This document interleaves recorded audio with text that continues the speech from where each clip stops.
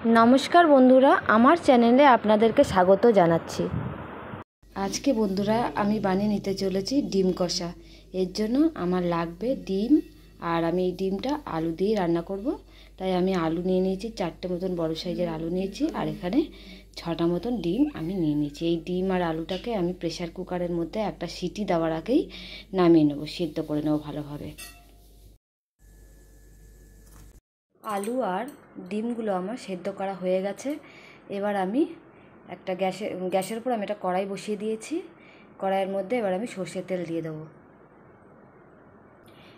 যেহেতু এটা ডিম কষা আমি বানাতে চলেছি তাই আমাদের তেলটা একটু বেশি লাগবে।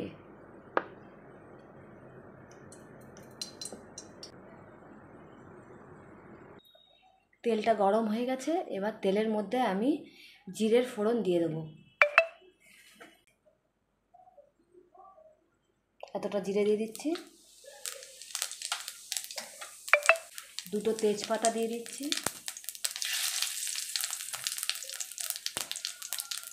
দুটো মিডিয়াম সাইজের পেঁয়াজ আমি কুচি করে রেখেছি সেটা দিয়ে দিচ্ছি।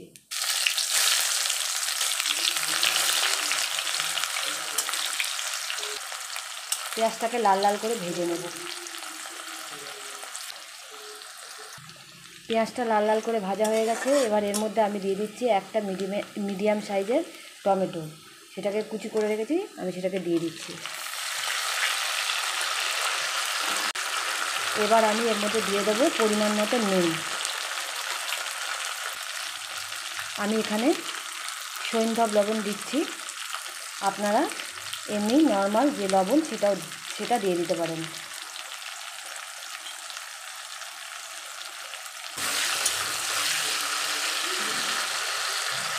নুনটা দিয়ে দিলাম, টমেটোটা তাহলে ভালো মতন সেদ্ধ হয়ে যাবে। 3 মিনিট মতন আমি এটাকে কষিয়ে নেব। মশলাটা কষানো হয়েছে, এবার আমি এর মধ্যে দিয়ে দেবো দুটো ছোট সাইজের পেঁয়াজ আমি বেটে রেখেছি, সেই পেঁয়াজটা আমি দিয়ে দিচ্ছি।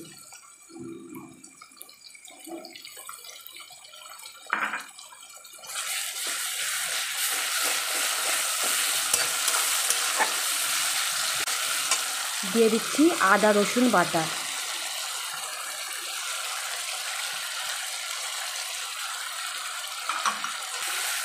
এবার পেঁয়াজ আদা আর রসুনটাকে আমি 2-3 মিনিট মতন ভালো মতন কষিয়ে নিচ্ছি। পেঁয়াজ রসুন আদাটা খুব ভালোভাবে কষানো হয়ে গেছে। এবার আমি এর মধ্যে দিয়ে দিচ্ছি জিরের গুঁড়ো, 1 চামচ জিরের গুঁড়ো আমি এর মধ্যে দিয়ে দিচ্ছি।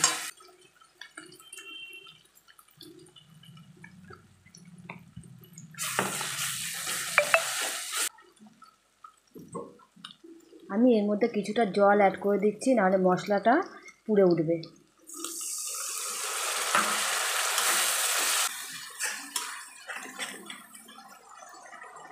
এবার আমি এর মধ্যে দিয়ে দিচ্ছি শুকনো লঙ্কা, 4খানা শুকনো লঙ্কা বড় বড় দেখে আমি সেটা বেটে নিয়েছি। সেই শুকনো লঙ্কা বাটাটা আমি এর মধ্যে দিয়ে দিচ্ছি। আপনারা চাইলে এটা কাঁচা লঙ্কা দিয়েও বানাতে পারেন। আমি শুকনো লঙ্কা দিয়েছি, সুন্দর একটা কালার আর এর টেস্টটা সুন্দর হবে তার জন্য।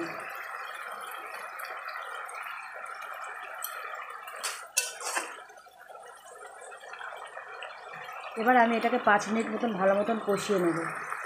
মশলাগুলো 5 মিনিট মতন কষানো হয়ে গেছে। সবার লাস্টে আমি এর মধ্যে দিয়ে দিচ্ছি কাশ্মীরি লঙ্কার গুঁড়ো।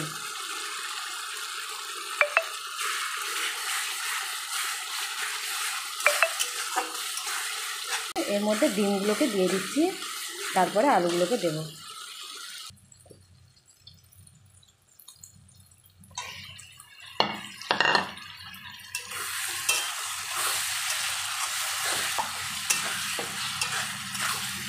ওপর থেকে আমি আলুগুলো এবার দিয়ে দিচ্ছি।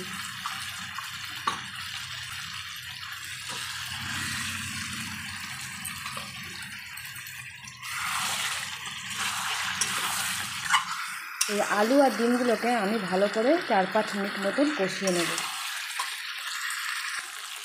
4-5 মিনিট মতন কষানো হয়ে গেছে। এবার আমি এর মধ্যে দিয়ে দিচ্ছি হলুদ, সামান্যই লাগবে।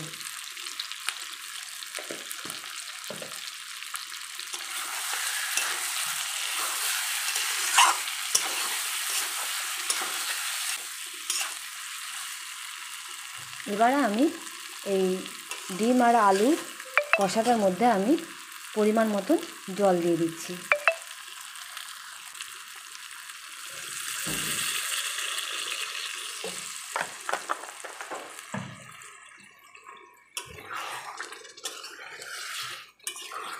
এবার আমি এটাকে 5 মিনিট মতন ঢেকে রান্না করব।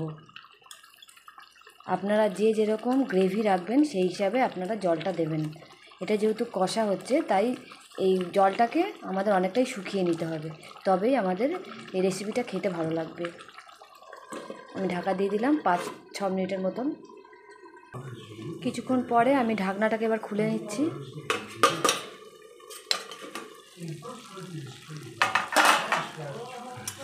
দেখুন বন্ধুরা, কত সুন্দর একটা কালার এসেছে আর গ্রেভিটাও কত সুন্দর তৈরি হয়েছে। বাড়িতে আপনারা এইভাবেই বানিয়ে খেয়ে দেখবেন, খুব সুস্বাদু হয় এই ডিমের কষা। রুটি, লুচি, প্লেন ভাত সবের সঙ্গেই ভালো লাগবে খেতে। এবার আমি এর মধ্যে দিয়ে দিচ্ছি একটু চিনি, হাফ চামচ মতন আমি একটু চিনি এর মধ্যে অ্যাড করে দিচ্ছি। আপনারা চাইলে চিনি দিতেও পারেন, নাও দিতে পারেন, তাও খেতে সুন্দর হবে।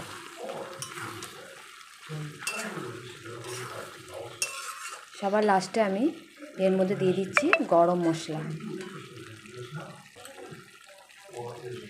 আমি এখানে গোটা গরম মশলাই ব্যবহার করছি। আমি সবসময় গোটা গরম মশলা বেটে সেটাকেই দেওয়ার চেষ্টা করি, তাহলে তরকারির স্বাদ আর গন্ধটা খুব সুন্দর হয়।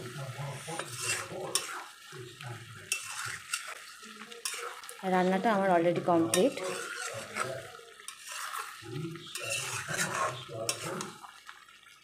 আমার যদি এই রেসিপিটা আপনাদের ভালো লেগে থাকে তাহলে আমাকে লাইক, শেয়ার, সাবস্ক্রাইব করবেন আর কমেন্টের মাধ্যমে জানাবেন যে কেমন লাগলো এই ডিম কষা।